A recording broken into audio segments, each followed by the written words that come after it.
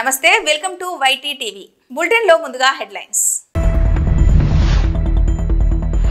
శాస్త్రయుక్తంగా శ్రీ గురు దక్షిణమూర్తి అభిషేక సేవ, అధిక సంఖ్యలో పాల్గొన్న భక్తులు. నేడు జాతిపిత మహాత్మా గాంధీ వర్ధంతి. బాపుఘాట్ వద్ద గాంధీ విగ్రహానికి నివాళులు అర్పించిన గవర్నర్ జిష్ణుదేవ్ వర్మ మరియు ముఖ్యమంత్రి రేవంత్ రెడ్డి. ఏపీ నూతన డీజీపీగా హరీష్ కుమార్ గుప్తా. ద్వారకా తిరుమలరావు స్థానంలో బాధ్యతలను చేపట్టిన హరీష్ కుమార్ గుప్తా. ఉపాధి హామీ పనుల్లో ప్రమాదం, తల్లి కూతురు మృతి. శ్రీకాళహస్తిలో శ్రీ గురు దక్షిణమూర్తి అభిషేకం వేదోయుక్తంగా నిర్వహించారు. శ్రీకాళహస్తి ఆలయంలో గురువారం గురు దక్షిణామూర్తికి వేద మంత్రోచ్చరణల నడుమ అభిషేకాలను నిర్వహించారు. అనంతరం స్వామివారికి వివిధ రకాల పుష్పాలు, బంగారు ఆభరణాలతో దివ్య అలంకారాలు చేశారు. అనంతరం ధూపదీప నైవేద్యాలు నివేదించి పూర్ణ హారతులు సమర్పించారు. ఈ అభిషేక సేవలో విశేష సంఖ్యలో భక్తులు పాల్గొన్నారు. పూజాం కరిష్యే. తదంగ కలశారాః. ఓం లంబోదరాయ నమః. ఓం వికటాయ నమః. ఓం విఘ్నరాజాయ నమః. ఓం స్వః వర్ణమావాహయామి. ఓం భూర్భువస్వాహ వర్ణమావా. ఏకదా బ్రహ్మణ ఉపహరతి ఏకదేవ యజమాన ఆయుస్తేజో దధాతి. నమః పార్వతీ పతయే.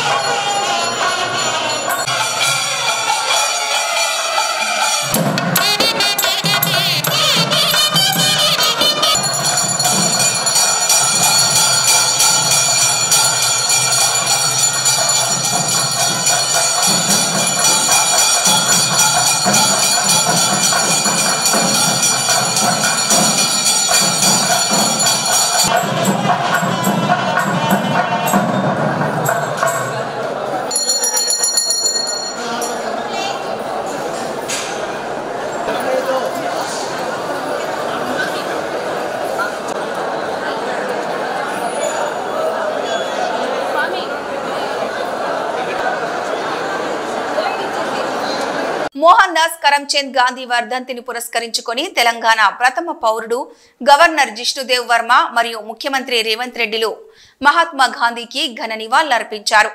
హైదరాబాద్ లోని లంగర్ హౌస్ బాపు ఘాట్ వద్ద గాంధీ విగ్రహానికి నివాళులర్పించారు.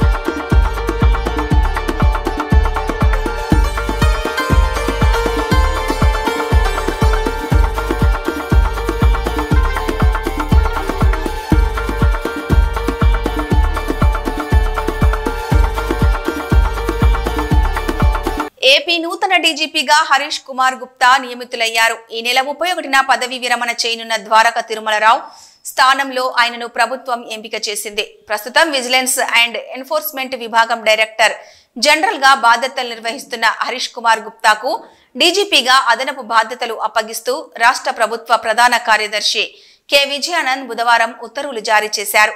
సార్వత్రిక ఎన్నికల సమయంలో కేంద్ర ఎన్నికల కమిషన్ అప్పటి డీజీపీ కెవి రాజేంద్రనాథ్ రెడ్డిని తప్పించి హరీష్ కుమార్ గుప్తాను ఎంపిక చేసింది. దీంతో ఆయన కొన్ని రోజుల పాటు డీజీపీగా బాధ్యతలు నిర్వహించారు. ఉపాధి హామీ పనుల్లో ప్రమాదం జరిగి తల్లి కూతురు మృతి చెందిన ఘటన సిద్దిపేట జిల్లా ఉస్నాబాద్ మండలం గోవర్ధనగిరి గ్రామంలో చోటు చేసుకుంది. గోవర్ధనగిరి గుట్ట మీద ఉపాధి హామీ పని చేస్తుండగా బండరాళ్ల మీద పడి తల్లి కూతురు మృతి చెందారు. 5గురికి తీవ్ర గాయాలు కాగా వారిని ఆసుపత్రికి తరలించారు.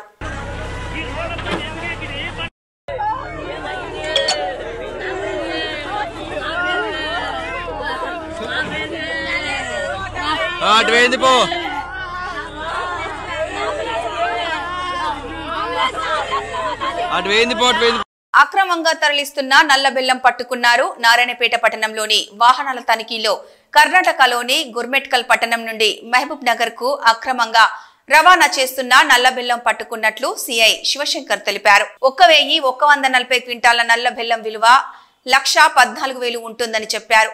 నల్లబెల్లం వాహనాన్ని సీజ్ చేసి బెల్లం విక్రయించిన హనుమాన్ నాయక్, రవాణా చేస్తున్న రాజు, కిరణ్లపై కేసు నమోదు చేసి దర్యాప్తు చేస్తున్నామని తెలిపారు పోలీసులు.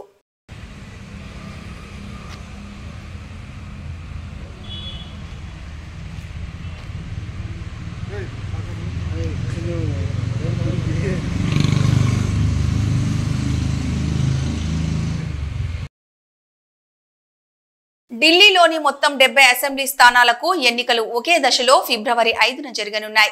ఓట్ల లెక్కింపు మరియు ఫలితాలు ఫిబ్రవరి 26న జరగనున్నాయి. ఈ నేపథ్యంలో యువ ఓటర్లను ఆకర్షించడానికి ట్రైనీలకు నెలవారీ 8,500 రూపాయల స్టైఫండ్ తో పాటు ప్రభుత్వ మరియు ప్రైవేట్ రంగాలలో 1 సంవత్సరం అప్రెంటిస్షిప్ ఇస్తామని కాంగ్రెస్ పార్టీ హామీ ఇచ్చింది. నగరమంతటా 100 ఇందిరా క్యాంటీన్లను ఏర్పాటు చేసి కేవలం 5 రూపాయలకే భోజనం అందిస్తామని చెబుతోంది.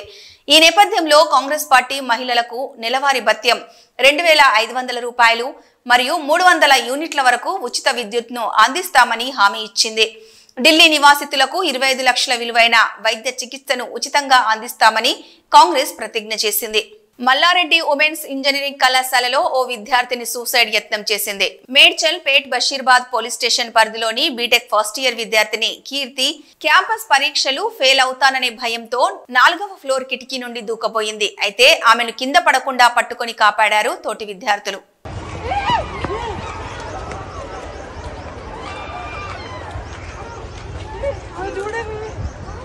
మంత్రుల నివాస ప్రాంగణంలో మంత్రి పొన్నం ప్రభాకర్ అధికారిక నివాసంలో మహాత్మా గాంధీ వర్ధంతి సందర్భంగా నివాళులు అర్పించారు. మంత్రి పొన్నం ప్రభాకర్, ఆయనతో పాటుగా శ్రీధర్ బాబు, పిసిసి చీఫ్ మహేష్ కుమార్ గౌడ్, ముఖ్యమంత్రి సలహాదారు వేం నరేందర్ రెడ్డి, రాజ్యసభ సభ్యులు అనిల్ కుమార్ యాదవ్, ఎమ్మెల్యేలు, ఎమ్మెల్సీలు, కాంగ్రెస్ నాయకులు మొదలగు వారున్నారు. రాష్ట్రంలో అత్యంత అవినీతిపరుడైన జగన్ మోహన్ రెడ్డి అని 31 క్రిమినల్ కేసులతో పాటు లక్షల కోట్లు దోచేసిన వ్యక్తిగా జగన్ ఉన్నాడని విమర్శించారు. శాసన మండలి చీఫ్ విప్ పంచమూర్తి అనురాధ, అత్యంత అవినీతిపరుడుగా జగన్ ముద్ర పడితే ఆయనకు ఏమాత్రం తగ్గకుండా పెద్దిరెడ్డి రామచంద్రారెడ్డి గారి అవినీతి బయటకు వస్తున్నాయన్నారామె. మండల స్థాయి నుంచి జిల్లా స్థాయి, జిల్లా స్థాయి నుంచి రాష్ట్ర స్థాయి, రాష్ట్ర స్థాయిని మించి కేంద్ర స్థాయి వరకు తన అవినీతిని విస్తరించారని ఆరోపించారు అనురాధ. టెక్నాలజీ కొత్త పుంతలు తొక్కుతోంది. దొంగలకు కూడా కొత్త మార్గాలు వెతుకుతున్నారు. దొంగతనానికి వెళ్లేవారు తమను గుర్తించకుండా ఉండేందుకు కొత్త టెక్నిక్ ని ఉపయోగిస్తున్నారు. ఒక విధంగా పోలీసులకు ఛాలెంజ్ లాంటిదే ఇది. ఎన్నో క్లిష్టమైన కేసులను పరిష్కరించే పోలీసులు ఇలాంటి విపత్కర కేసులను ఎలా ఎదుర్కొంటారో కాలమే జవాబు చెప్పాలి. కేవలం ఇలా జరుగుతుందని సమాచారం మాత్రమే. ఇది ఎవరు అనుకరించవద్దని మనవి. आपको तो हो सकता है ऐसे लोग आपके सामने आ जाएं, तो अगर ये वीडियो आपने देख ली है तो और लोगों को भी दिखा दीजिए, जाके जागरूक हो जाएं, अपनी देखरेख करें, अपनी हिफाजत करें लोग. అమెరికాలోని వాషింగ్టన్ లో జరిగిన విమాన ప్రమాదంలో మృతుల సంఖ్య మరింత పెరుగుతోంది. ఈ ప్రమాదంలో ఇప్పటి వరకు 18 మంది మృతి చెందినట్లు అధికారులు వెల్లడించారు. రీగన్ నేషనల్ ఎయిర్పోర్ట్ లో ల్యాండింగ్ అవుతుండగా PSA ఎయిర్లైన్స్ కు చెందిన ప్రయాణికుల విమానం, సైనిక హెలికాప్టర్ పరస్పరం ఢీకొన్నాయి. దీంతో ఆ రెండు పక్కనే ఉన్న పోటోమాక్ నదిలో కూలిపోయాయి. ప్రమాద సమయంలో విమానంలో 64 మంది ప్రయాణికులు ఉన్నట్లు సమాచారం.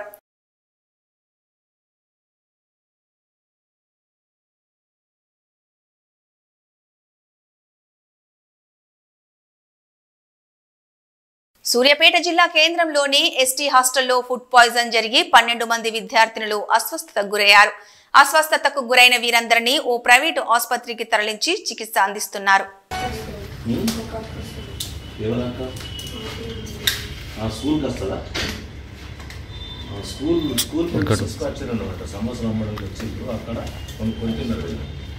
మిగతా వాళ్ళకి అయింది ఎవరికన్నా మన మిగతా వాళ్ళ విషయం అంటే మన హాస్టల్ 5 ఇక బయట ఉన్న వాళ్ళ సంగతి మీకు తెలియదు. అది ఎప్పుడు తిన్నారు మీరు? 10:30 మధ్యాహ్నం తిన్నారు. గాంధీ విగ్రహానికి వినతి పత్రం అందించిన టీఆర్ఎస్ శ్రేణులు. TRS party working president KTR పిలుపు మేరకు మహాత్మా గాంధీ వర్ధంతి సందర్భంగా గాంధీ విగ్రహానికి పూలమాలలు వేసి నివాళులర్పించి అనంతరం గాంధీ విగ్రహానికి వినతి పత్రం అందించారు. ఈ సందర్భంగా కాంగ్రెస్ ప్రభుత్వం హామీలు ఇవ్వడం 420 ప్రభుత్వం అన్నారు. నేటికి 420 రోజులు గడిచాయి. రైతులను మోసం చేసింది కాంగ్రెస్ ప్రభుత్వం. ఇచ్చిన హామీలు నెరవేర్చకుండా ప్రజలను మోసం చేస్తుందన్నారు. మండల అధ్యక్షులు మైలారం బాబు సీనియర్ నాయకులు ఆకుల మల్లేశం గౌడ్ మాట్లాడుతూ మోసపూరితమైన హామీలు ఇచ్చి రైతులను, మహిళలను 2500 రూపాయలు ఇస్తానని ఇప్పటికీ ఇవ్వలేదు. ఇందిరమ్మ ఇల్లు ఇస్తానని మోసం చేసింది. ప్రజాపాలనని గ్రామ సభలు ఆగమాగం చేశాయి. తెలంగాణ రాష్ట్రంలో కాంగ్రెస్ ప్రభుత్వం అధికారంలోకి వచ్చిన తర్వాత పోలీస్ కనుసంధల్లో, ప్రహారీలో గ్రామ సభలు జరిగాయి. 420 హామీలు నెరవేర్చలేరు కాబట్టి ప్రజలు తిరగబడతారన్న భయంతో పోలీస్ సిబ్బందితో గ్రామ సభలు నిర్వహించడం ఇది మొట్టమొదటిసారి అని మండిపడ్డారు. రైతు భరోసా రాత్రి 12 గంటలకు టక్ టక్ పడతాయని అన్నారు. టక్కు లేదు, టిక్కు లేదని ఎద్దేవా చేశారు. ఇప్పటికైనా తెలంగాణ సీఎం ముఖ్యమంత్రికి జ్ఞానోదయం కలగాలని గాంధీకి వినతి పత్రం అందించామన్నారు బీఆర్ఎస్ నాయకులు. మండల అధ్యక్షులు మైలారం బాబు, పట్టణ ప్రధాన కార్యదర్శి భూపతి రాజు, సీనియర్ నాయకులు ఆకుల మల్లేశం గౌడ్, మేతరి రాజశేఖర్, రోమల రాజు, ముజీబ్ పాషా, మాజీ వార్డు మెంబర్ జీవన్ కుమార్, గణేష్, ఫరీద్, నాయకులు సిద్దిరెడ్డి, సిద్ధాగౌడ్, వేణు, ఎంకే నారాయణ, బొల్లస్వామి, బాలరాజ్, ఎర్ర కుమార్, ఎం గణేష్ తదితరులు పాల్గొన్నారు. బీఆర్ఎస్ పార్టీ వర్కింగ్ ప్రెసిడెంట్ అయినటువంటి కేటీఆర్ సార్ గారి ఆలోచన మేరకు, పిలుపు మేరకు ఈరోజు దుబ్బాక నియోజకవర్గం నార్సింగ్ మండల కేంద్రంలో మండల అధ్యక్షుని ఆధ్వర్యంలో ఈరోజు గాంధీ విగ్రహానికి వినతి పత్రం ఇవ్వడం జరిగింది. ఎందుకు అనంటే కాంగ్రెస్ పార్టీ 420 హామీలు ఇచ్చి 420 రోజులైంది ఇప్పటికీ అధికారంలోకి వచ్చి. అయినప్పటికీ కూడా ఆ హామీలన్నీ 420గానే ఉన్నాయి కాబట్టి రైతులను మోసం చేసింది, మహిళలను మోసం చేసింది. మహిళలకు ఇస్తాన్న 2500 రూపాయలు ఇప్పటికి ఇవ్వలేదు. అదేవిధంగా గృహలక్ష్మి అని చెప్పేసి మన ఇంటికి ఇండ్లని, ఇందిరమ్మ ఇండ్లు అని చెప్పేసి ఇందిరమ్మ ఇండ్లను మోసం చేసారు. గ్రామ పాలన అని చెప్పేసి, ప్రజాపాలన అని చెప్పేసి గ్రామ సభలు ఆగమాగం ధనాదని పెట్టేసారు. ఎలక్షన్ కోడ్ ఉందనంగా 4 రోజుల ముందు ఉందనంగా గ్రామ పాలన అని చెప్పేసి, ప్రజాపాలన అని చెప్పేసి అన్ని గ్రామాలల్లో గ్రామ సభలు పెట్టి కనీసము ఆ గ్రామ సభలు కూడా తెలంగాణ చరిత్రను కానీ దేశంలో కూడా గ్రామ సభలు పోలీసుల కనుసన్నల్లో జరిగిన దాఖలాలు ఏడలేవు. కానీ కేవలం మన తెలంగాణ రాష్ట్రంలో ఈ యొక్క కాంగ్రెస్ పార్టీ అధికారంలోకి వచ్చినాక మొదటిసారి ఆ యొక్క పోలీస్ పహారాల్లో గ్రామ సభలు నిర్వహించడం జరిగింది. ఎందుకు అనంటే ప్రజలు ఆల్రెడీ తిరగబడ్డారు. ఎప్పుడైతే అధికారం ఈ 420 హామీలతోటి 420 హామీలతోటి అధికారంలోకి వచ్చింది, కానీ ఈ హామీలు అమలు చేయలేకపోతున్నారు కాబట్టి ప్రజలు తిరుగుబడతారనే భయంతో పోలీసులను పెట్టుకొని గ్రామ సభలు నిర్వహించడం, ప్రజలను మోసం చేయడం. రైతు భరోసా కింద డిసెంబర్ 27 తారీఖు నాడు పొద్దున్నే పడతాయి 12 తర్వాత అని చెప్పేసి అని అన్నాడు. టక్ టక్ టక్ అని పడతాయి, కానీ ఎవరికి కూడా టక్ టక్ కాదు, కుయ్యి కుయ్యి కూడా వాళ్ళే. కాబట్టి ఇప్పటికైనా ముఖ్యమంత్రికి జ్ఞానోదయం కలగాలని మేమందరము గాంధీ వర్ధంతిని పురస్కరించుకొని గాంధీ తాతకు మనము వినతి. ఈరోజు మహాత్మా గాంధీ వర్ధంతి సందర్భంగా గౌరవ పార్టీ వర్కింగ్ ప్రెసిడెంట్ కేటీఆర్ గారి పిలుపు మేరకు, గౌరవ శాసనసభ్యులు ప్రభాకరణ గారి సూచన మేరకు ఈరోజు మా మండల పార్టీ ఆధ్వర్యంలో మా నాయకులు అందరం కలిసి మహాత్మా గాంధీ విగ్రహానికి వినతిపత్రం సమర్పించడం జరిగింది. కాంగ్రెస్ ప్రభుత్వం అధికారంలోకి రావడానికి అనేక రకాల హామీలు ఇచ్చి వారు ప్రభుత్వంలోకి రావడం జరిగింది. వాళ్ళు ప్రభుత్వంలోకి వచ్చి రావడానికి 6 గ్యారంటీల పేరుతో 420 హామీలు ఇచ్చి వాళ్ళు ఈరోజు ప్రభుత్వంలోకి వచ్చి 420 రోజులు అవుతున్నాయి. సందర్భంగా మేము ఆ మహాత్మా గాంధీకి వినతిపత్రం ఇవ్వడం జరిగింది. డిప్యూటీ సీఎం గారికి జ్ఞానోదయం కల్పించి వారు ఇచ్చిన హామీలని అమలుపరిచే విధంగా చేయాలని చెప్పి మేము గాంధీ గారికి విజ్ఞప్తి చేయబడింది. ఏది ఏమైనా మేము మా బీఆర్ఎస్ పార్టీ నాయకులం కానీ మా పార్టీ కానీ రైతుల కోసం రైతుల పక్షాన్నే నిలబడి పోరాటం చేస్తాం. ప్రభుత్వం ఇచ్చిన హామీలని అమలు పరిచేదాకా కూడా రైతుల పక్షాన్నే ఉండి మేమందరం కూడా పోరాటం చేస్తామని తెలియజేస్తున్నాను. జై మహాత్మా గాంధీ వర్ధంతి సందర్భంగా అతనికి నివాళులు అర్పించడం జరిగింది మన టీఆర్ఎస్ మండల్ పార్టీ తరఫున. అదేవిధంగా టీఆర్ఎస్ కాంగ్రెస్ ప్రభుత్వం వచ్చి 420 రోజులైంది. అదేవిధంగా 420 హామీలు ఇచ్చారు. ఆ అమలు కానందుకు ఈరోజు మనం వర్కింగ్ ప్రెసిడెంట్ కేటీఆర్ సూచన మేరకు, ప్రభాకరణ సూచన మేరకు మహాత్మా గాంధీ గారికి ప్రజల ఏదైతే ఆ వాగ్దానాలు చేసినరో అట్టి వాగ్దానాలను తొందరలోనే నెరవేర్చే విధంగా జ్ఞానోదయం కలగాలని గాంధీ గారికి మేము ఇలా వివరణ ఇవ్వడం జరిగింది. అదేవిధంగా కాంగ్రెస్ ప్రభుత్వం మొన్ననే రైతు బంధు పడుతుందని అర్ధరాత్రి 12 గంటలకు కుయ్యాడని చెప్పడం జరిగింది. పాపం రైతులు 12 గంటల నిద్ర లేకుండా ఆ ఫోన్లు ఏ మెసేజ్ వచ్చినా రైతు బంధు పడ్డేమో అని ఫోన్లు కళ్ళు లొంటలు కూడా చూస్తూ ఉన్నారు. మళ్ళీ ఒక మెసేజ్ 31వ తారీఖు అని చెప్పిండ్రు. 30వ తారీఖు నాడు మోసం చేసినటువంటి ప్రభుత్వం ఏదైనా ఉందా అంటే ఈ కాంగ్రెస్ ప్రభుత్వమే. కానీ మేము ఎప్పుడు కూడా టీఆర్ఎస్ ప్రభుత్వం ప్రజల పక్షాన, రైతుల పక్షాన, ఉద్యోగుల పక్షాన నిరంతరం పోరాటం చేస్తాం. ప్రజలకు ఏదైతే వాగ్దానాలు చేసినటువంటి వాగ్దానాలను నెరవేర్చే వరకు వెంటనే ఉంటామని మేము నార్సింగి మండల తరఫున, టీఆర్ఎస్ ప్రభుత్వం తరఫున మొత్తం టీం అంతా ఎక్కడ కూడా అన్ని ప్రజలకు అన్యాయం జరుగుతాయి టీఆర్ఎస్ టీం నిలబడి ప్రశ్నిస్తుంది అని మేము హెచ్చరిస్తూ ఈరోజు జై తెలంగాణ. మహాత్మా గాంధీ వర్ధంతి సందర్భంగా మహబూబాబాద్ జిల్లా కేంద్రంలోని గాంధీ పార్కులోని విగ్రహానికి జిల్లా బీఆర్ఎస్ అధ్యక్షురాలు మాజీ ఎంపీ కవిత, మాజీ ఎమ్మెల్యే శంకర్ నాయకులు పూలమాల వేసి నివాళులర్పించారు. కాంగ్రెస్ ప్రభుత్వం అమలు చేస్తానన్న 6 గ్యారంటీలతో కూడిన వినతి పత్రాన్ని విగ్రహానికి సమర్పించారు.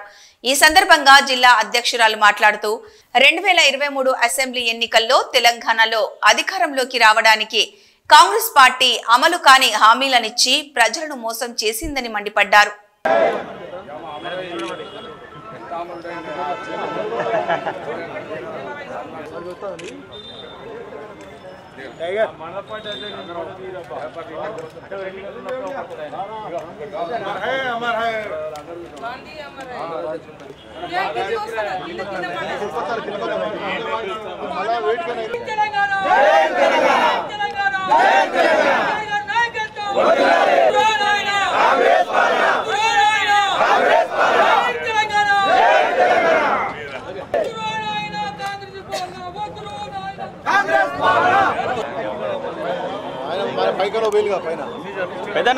కేటీఆర్ గారి యొక్క పిలుపు మేరకు మండల హెడ్ క్వార్టర్లో జిల్లా వ్యాప్తంగా కూడా ఇవాళ 420 ఏదైతే కాంగ్రెస్ 420 420 హామీలు 420 హామీలు ఈ 420 కాంగ్రెస్ ప్రభుత్వం ఏదైతే ఎలక్షన్ల ముందు ఓట్లు వేయించుకొని ఇవాళ వాళ్ళు ప్రభుత్వం వచ్చిన తర్వాత ఏదైతే అబద్ధపు మాటలు చెప్పి ప్రజల్ని మోసం చేస్తూ ఉన్నారో దాని సందర్భంగా ఇవాళ శాంతియుతంగా కూడా గాంధీ గారి విగ్రహం దగ్గర యావత్ తెలంగాణ రాష్ట్రంలో అందులో భాగంగా మహబూబాద్ పట్టణంలో ఇవాళ మా కార్యకర్త ముఖ్య నాయకులు ప్రజల పక్షాన ఉండి కూడా ఇవాళ ఏదైతే ఈ దరఖాస్తుని వారికి విన్నవించుకున్నాం గాంధీ గారికి. ఎందుకంటే ప్రభుత్వంకి సోయలేదు కాబట్టి చెప్పిన హామీలు ఏదైతే రేవంత్ రెడ్డి గారే మొన్న రిపబ్లిక్ డే రోజు పొద్దున ఏం చెప్పిండ్రు, ఇవాళ రాత్రి రైతు బంధు డబ్బులు టింగున పడతాయని చెప్పి ముఖ్యమంత్రి చెప్పిండు. టింగ్ అని చెప్పి టక్కి అని చెప్పిండు.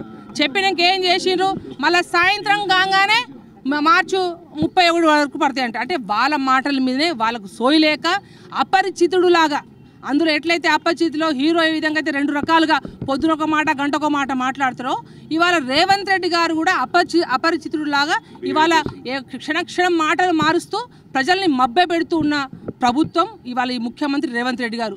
ఒక పక్క అగ్రికల్చర్ మినిస్టర్ చూస్తే ఏమో తుమ్మల నాగేశ్వరరావు గారు ఏమంటున్నారు, ప్రజలందరూ కూడా రైతు బంధు వద్దంటున్నారు, అందరికీ బోనస్ ఇస్తే చాలు అంటున్నారు. అంటే రైతుల మధ్యనే సఖ్యత లేకుండా రైతుల మధ్య పుల్ల పెట్టుకుంటూ కూడా ఇవాళ వాళ్ళు చేసే ప్రతి కార్యక్రమం ఇవాళ అన్ని ఈ విధంగా ఉంది. ఇదే ఒకటే కాదు, ఇవాళ బోనస్ మీరు ఎలక్షన్స్లో రుణమాఫీ చేస్తామంటారు, ఇవాళ బోనస్ ఇస్తామంటారు, కూలీలకు డబ్బులు ఇస్తామంటారు. పాపం మా ఆడబిడ్డలకైతే లగ్గానికి తులం బంగారం అంటారు. తులం కాదు కదా, పిసరంతా బంగారం గుడియలే. నేను అనుకుంటున్న ముందు రోజుల్లో ఖచ్చితంగా ఇవాళ మా ఆడబిడ్డల లగ్గాలు అవుతున్నాయి, కానీ రేపు కాంగ్రెస్లో ఎవ్వరు పోటీ చేసినా కూడా వాళ్ళ లగ్గాలు కూడా ఈ ప్రజలే చేస్తారని చెప్పి తెలియపరుస్తూ ఉన్నా. అన్ని రకాలుగా దగాకోరు కార్యక్రమం ఈ కాంగ్రెస్ ప్రభుత్వం చేస్తూ ఉంది. అందుకే మేము శాంతియుతంగా కూడా ఖచ్చితంగా కూడా ఎందుకంటే రేవంత్ రెడ్డి గారు కూడా చెప్తున్నాం, దావోస్ డొల్లా పనికిమాలని హైదరాబాద్లో జూబ్లీస్లో ఉండే మెగావాళ్ళు కావచ్చు, వీళ్ళు ఇక్కడే అన్ని అగ్రిమెంట్లు చేసుకోవచ్చు, కానీ ఏదో వేరే దేశాలకు టైంపాస్కి వాళ్ళు రాష్ట్ర ప్రభుత్వం యొక్క డబ్బులు వృధా చేస్తూ కూడా ఇవాళ అక్కడ అగ్రిమెంట్లు, కానీ ఎవరు కూడా ప్రజలు నమ్మశక్యంగా లేదు.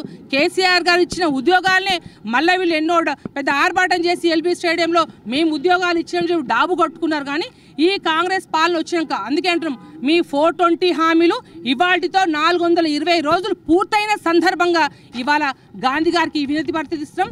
తప్పకుండా మీరు ఇవన్నీ హామీ నెరవేర్చకపోతే మీ వీపు చింతపండు ఖచ్చితంగా ప్రజలందరూ చేస్తారని తెలియపరుస్తూ ఖచ్చితంగా రానున్న రోజుల్లో మీకు గుణపాఠం చెప్తారు. ఎక్కడ చూసినా ప్రజలందరూ కూడా బిక్కున అని చెప్పేసి ఇవాళ కాంగ్రెస్ పాలన నడుస్తూ ఉంది.